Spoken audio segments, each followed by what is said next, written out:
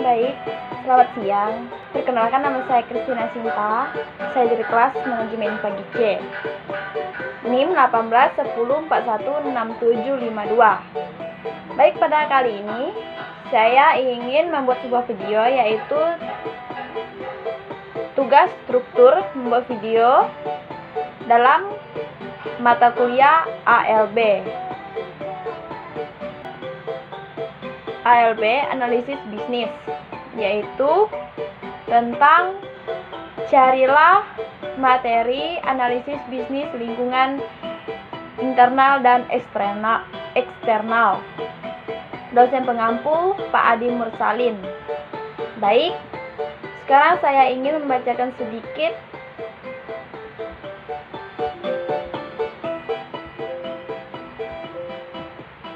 yaitu lingkungan bisnis dapat diartikan sebagai segala sesuatu yang mempengaruhi sebuah aktivitas bisnis dalam suatu lembaga, organisasi, atau perusahaan.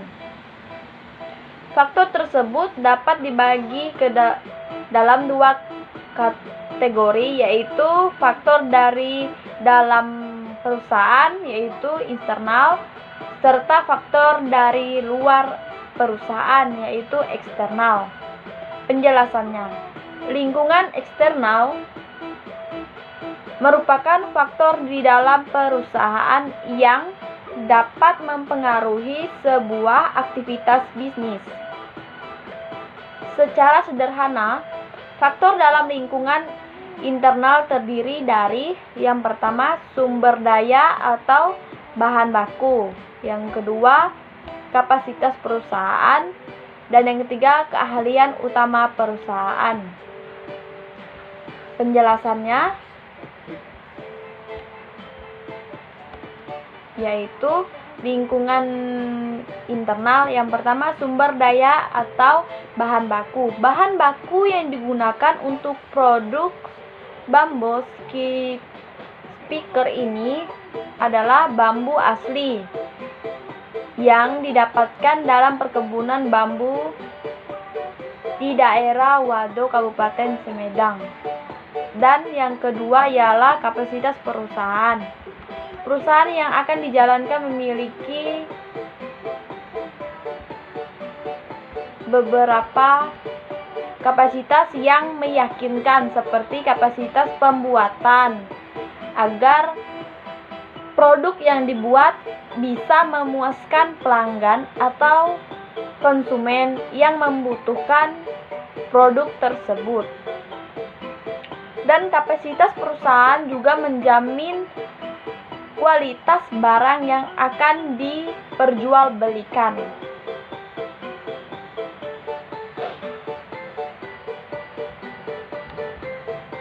Dan yang ketiga, keahlian utama perusahaan. Di dalam keahlian perusahaan ini, mereka harus menyediakan atau harus mengumpulkan karyawan-karyawan yang memiliki keahlian-keahlian tertentu dalam membuat sebuah produk tersebut, yaitu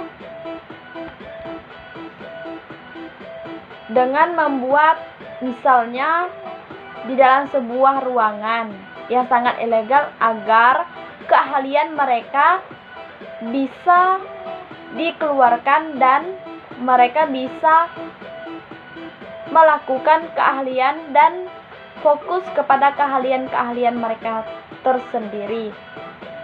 Terutama dalam perusahaan ini, mereka yang memiliki keahlian-keahlian tertentu, perusahaan itu akan mengumpulkan dan menilai bahwa seseorang itu memiliki keahlian dalam keahlian tertentu. Jadi, keahlian juga sangat penting dalam sebuah perusahaan, yaitu sebagai seorang karyawan harus memiliki keahlian tertentu agar bisa melakukan pekerjaan-pekerjaan yang telah ditentukan. Yang berikut ialah lingkungan eksternal. Lingkungan eksternal merupakan faktor di luar perusahaan yang dapat mempengaruhi sebuah aktivitas bisnis secara sederhana. Faktor dalam lingkungan eksternal terdiri dari yang pertama ancaman produk sempurna serupa, ancaman produk pengganti, daya tawar dari pelanggan, dan daya tawar dari suplai. Dan yang terakhir, menjawab tantangan pesaing bisnis. Penjelasannya, yang pertama ialah ancaman produk serupa, di mana di dalam produk serupa ini kita memiliki banyak pesaing di luar sana, yaitu terjadi secara sengaja dan tidak sengaja oleh pihak lain. Selain itu,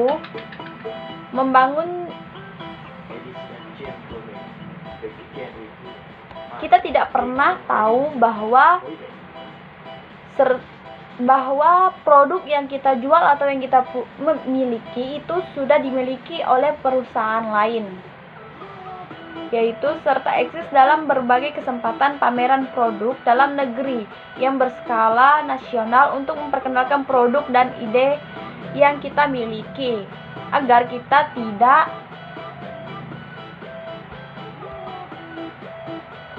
terpengaruh oleh perusahaan lain, dan kita harus memiliki ide yang cemerlang.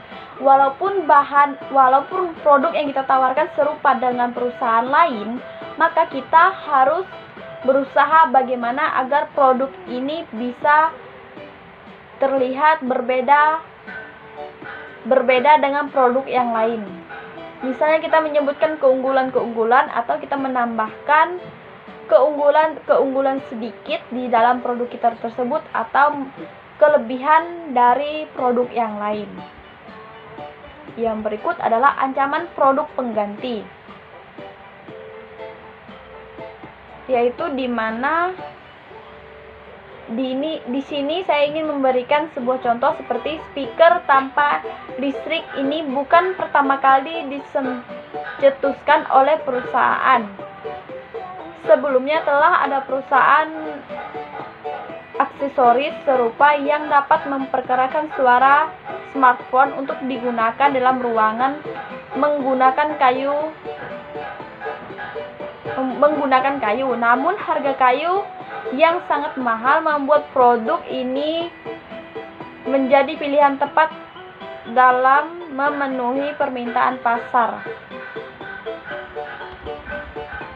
Dalam mengatasi hal ini pula, sisi estetika dari perusahaan tersebut harus memperhatikan, mengingat bentuk yang serupa dan membutuhkan kreatif tinggi untuk dapat menjadikan produk ini layak berfungsi sebagai penghias atau memenuhi kebutuhan yang dibutuhkan oleh konsumen.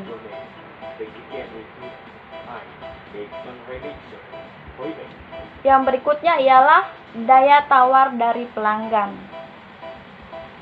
Dan ini juga saya masih menggunakan contoh seperti yang di atas.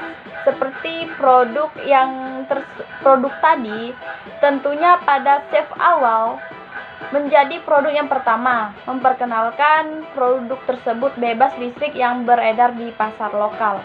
Salah satu faktor penting untuk menjaga loyalitas penggunaan produk tersebut ialah harga yang tidak boleh terlalu tinggi hingga memicu timbulnya industri sejenis. Oleh karena itu, pada tahap awal ini, fokus perusahaan haruslah pada pemenuhan permintaan pasar dengan kapasitas yang cukup besar untuk menekankan biaya produk tiap unit produk tersebut atau produk yang telah kita tawarkan kepada perusahaan lain.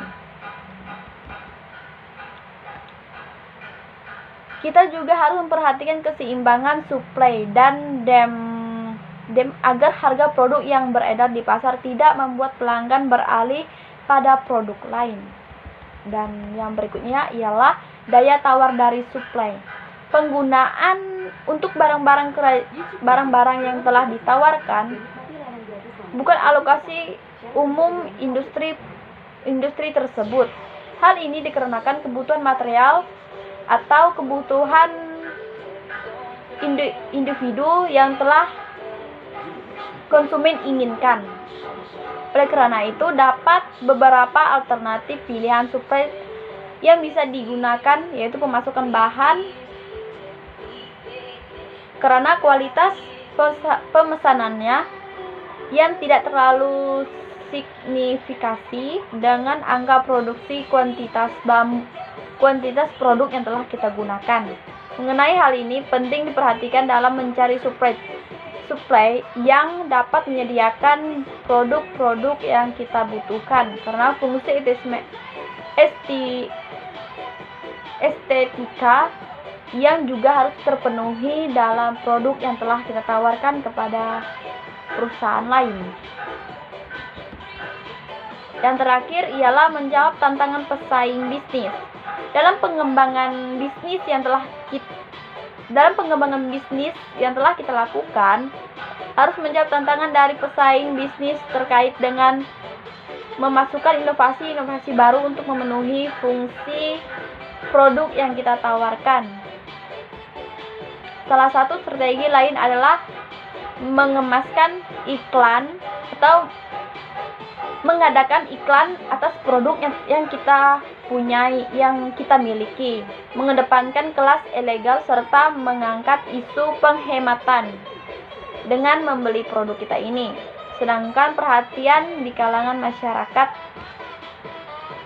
berpendidikan serta kalangan menengah kelas atas. Jadi kita harus memperhatikan bahwa produk kita ini tidak hanya digunakan oleh kelas atas, tetapi juga harga yang telah kita tawarkan atas produk kita ini bisa dibeli oleh semua orang di kalangan, baik kalangan berpendidikan tinggi atau menengah atau yang lebih bawah lagi.